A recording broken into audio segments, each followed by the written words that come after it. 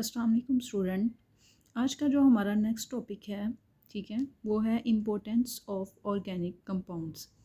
ठीक है, हमने पहले ऑर्गेनिक कंपाउंड्स को डिस्कस किया कि बेसिकली वो होते क्या हैं, ठीक है, और फिर हमने उनके कुछ फीचर्स को डिस्कस किया।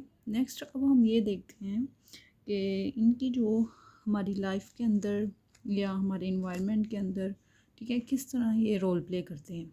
ठीक है, तो सबसे पहले हम ये देखते हैं कि हमारी बॉडी के अंदर जितने भी कंपाउंड्स होते हैं, ठीक है, मॉलिक्यूल्स होते हैं जो कि लाइक हमारी बॉडी के अंदर होती है प्रोटीन, ठीक है, लिपिड्स पाए जाते हैं, ठीक है, और कार्बोहाइड्रेट्स होते हैं,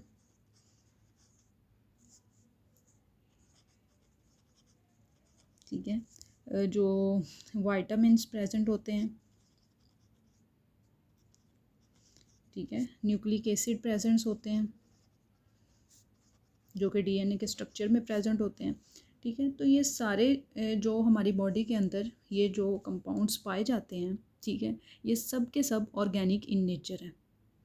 ठीक है, अब हम देखते हैं कि देखिए प्रोटीन है जो, ठीक है, ये हमारी बॉडी के अंदर बहुत ज़्यादा इम्पोर्टेंट रोल प्ले करती है। क्या जिस तरह हमारे बॉडी के कुछ स्ट्रक्चर्स हैं जो प्रोटीन से मिलके बनते हैं, ठीक है, और बहुत से हार्मोन्स हैं, ठीक है, वो प्रोटीन इन नेचर होते हैं। इंजाइम्स होते हैं, वो प्रोटीन इन नेचर होते हैं। जो हमारी बॉडी का डिफेंस सिस्टम है जिसमें एंटीबॉडीज़ हैं, ठीक है, वो प्रोटीन्स इन नेचर होती हैं, और भी बहुत ज़्यादा फंक्शन होते हैं। ठीक है, लिपिड्स की बात की जाए, ठीक है, तो लिपिड्स जिस तरह सेल मेम्ब्रेन के अंदर प्रेजेंट होते हैं, और भी बहुत ज़्यादा जिस तरह बहुत से स्ट्रक्चर्स में प्रेजेंट होते हैं, ठीक है, और ये फ़ैट्स की फॉर्म में स्टोर भी किए जा सकते हैं। कार्बोहाइड्रेट्स हैं, जिस तरह हम कहते हैं कि इनसे हम एनर्जी एटीपी लेते हैं, जिस तरह ग्लूकोज एक कार्बोहाइड्रेट है, ठीक है, और वाइटामिन्स हैं, ये भी बहुत इंपॉर्टेंट रोल प्ले करते हैं हमारी बॉडी में। इनकी भी ये माइनर अमाउंट में चाहिए होते हैं, लेकिन फिर भी ये बहुत इंपॉर्टेंट रोल प्ले करते हैं। अब न्यूक्लिक एसिड हैं, ठीक है, तो ये बेसिकली हमारा डीएनए बनाता है।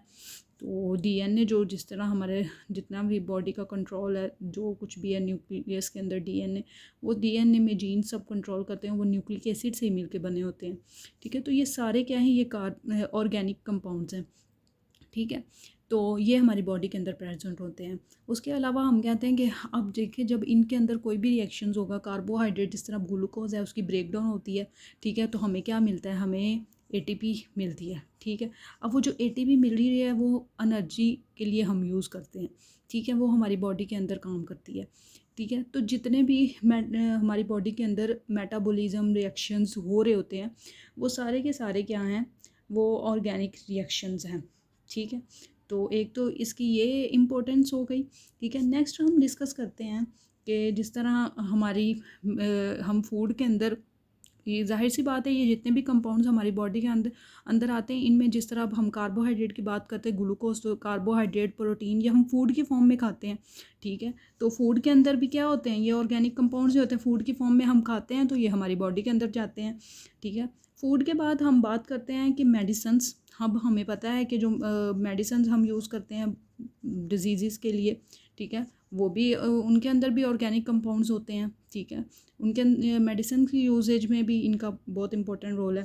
फिर हम कहते हैं क्लोथिंग में, ठीक है, जो हम कपड़े पहनते हैं उनके अंदर जो टेक्सटाइल फाइबर्स होते हैं वो भी ऑर्गेनिक इन नेचर होते हैं, उनको भी ऑर्गेनिक कंपाउंड से ही बनाया जाता है।